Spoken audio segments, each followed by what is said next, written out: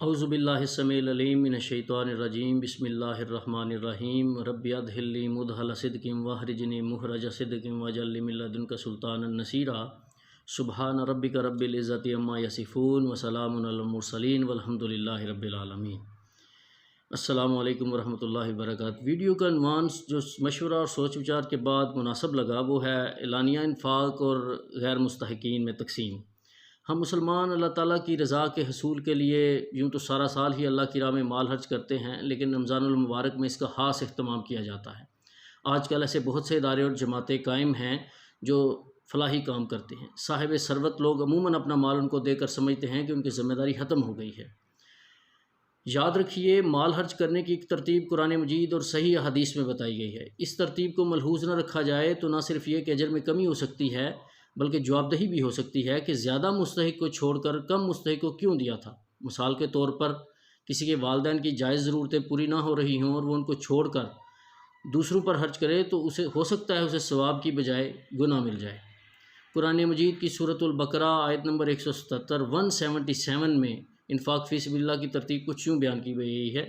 سب سے پہلے والدین پر، والدین کی جائز ضرورتیں پوری کرنے کے بعد کچھ بچ جائے تو مستحق رشتہ داروں پر خرچ کیا جائے۔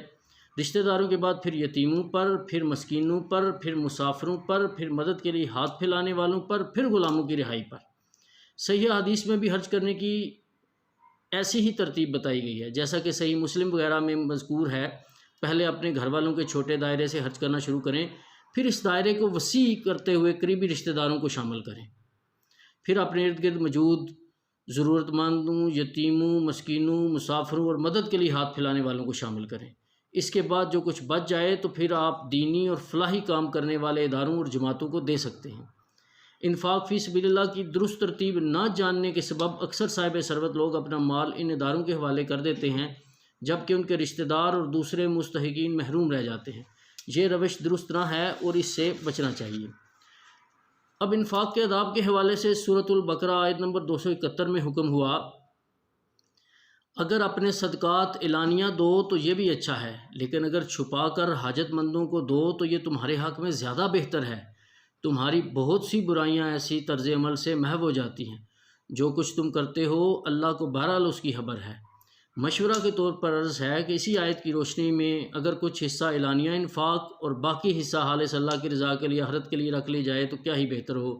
اللہ تعالیٰ آپ کو سلامت، آباد اور خوش رکھے، آمین۔ السلام علیکم ورحمۃ اللہ وبرکاتہ۔ ہم مسلمان اللہ تعالیٰ کی رضا کے حصول کے لیے یوں تو سارا سال ہی اللہ کی راہ میں مال خرچ کرتے ہیں، لیکن رمضان المبارک میں اس کا خاص اہتمام کیا جاتا ہے۔ آج کل ایسے بہت سے ادارے اور جماعتیں قائم ہیں جو فلاحی کام کرتے ہیں۔ صاحب ثروت لوگ عموماً اپنا مال ان کو دے کر سمجھتے ہیں کہ ان کی ذمہ داری ختم ہو گئی ہے۔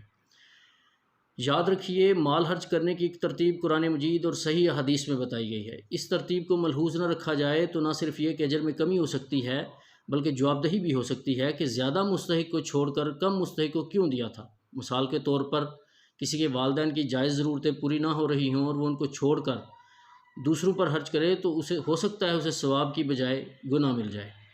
قرآن مجید کی سورۃ البقرہ آیت نمبر 177 میں انفاق فی سبیل اللہ کی ترتیب کچھ یوں بیان کی گئی ہے۔ سب سے پہلے والدین پر، والدین کی جائز ضرورتیں پوری کرنے کے بعد کچھ بچ جائے تو مستحق رشتہ داروں پر خرچ کیا جائے۔ رشتہ داروں کے بعد پھر یتیموں پر، پھر مسکینوں پر، پھر مسافروں پر، پھر مدد کے لیے ہاتھ پھیلانے والوں پر، پھر غلاموں کی رہائی پر۔ صحیح حدیث میں بھی خرچ کرنے کی ایسی ہی ترتیب بتائی گئی ہے، جیسا کہ صحیح مسلم وغیرہ میں مذکور ہے۔ پہلے اپنے گھر والوں کے چھوٹے دائرے سے خرچ کرنا شروع کریں، پھر اس دائرے کو وسیع کرتے ہوئے قریبی رشتہ داروں کو شامل کریں، پھر اپنے ارد گرد موجود ضرورت مندوں، یتیموں، مسکینوں، مسافروں اور مدد کے لیے ہاتھ پھیلانے والوں کو شامل کریں۔ اس کے بعد جو کچھ بچ جائے تو پھر آپ دینی اور فلاحی کام کرنے والے اداروں اور جماعتوں کو دے سکتے ہیں۔ انفاق فی سبیل اللہ کی درست ترتیب نہ جاننے کے سبب اکثر صاحب ثروت لوگ اپنا مال ان اداروں کے حوالے کر دیتے ہیں، جبکہ ان کے رشتہ دار اور دوسرے مستحقین محروم رہ جاتے ہیں۔ یہ روش درست نہ ہے اور اس سے بچنا چاہیے۔ اب انفاق کے آداب کے حوالے سے سورۃ البقرہ آیت نمبر 271 میں حکم ہوا، اگر اپنے صدقات اعلانیہ دو تو یہ بھی اچھا ہے، لیکن اگر چھپا کر حاجت مندوں کو دو تو یہ تمہارے حق میں زیادہ بہتر ہے۔ تمہاری بہت سی برائیاں ایسی طرز عمل سے محو ہو جاتی ہیں۔ جو کچھ تم کرتے ہو اللہ کو بہرحال اس کی خبر ہے۔ مشورہ کے طور پر عرض ہے کہ اسی آیت کی روشنی میں اگر کچھ حصہ اعلانیہ انفاق اور باقی حصہ خالص اللہ کی رضا کے لیے آخرت کے لیے رکھ لی جائے تو کیا ہی بہتر ہو۔ اللہ تعالیٰ آپ کو سلامت، آباد اور خوش رکھے، آمین۔ السلام علیکم ورحمۃ اللہ وبرکاتہ۔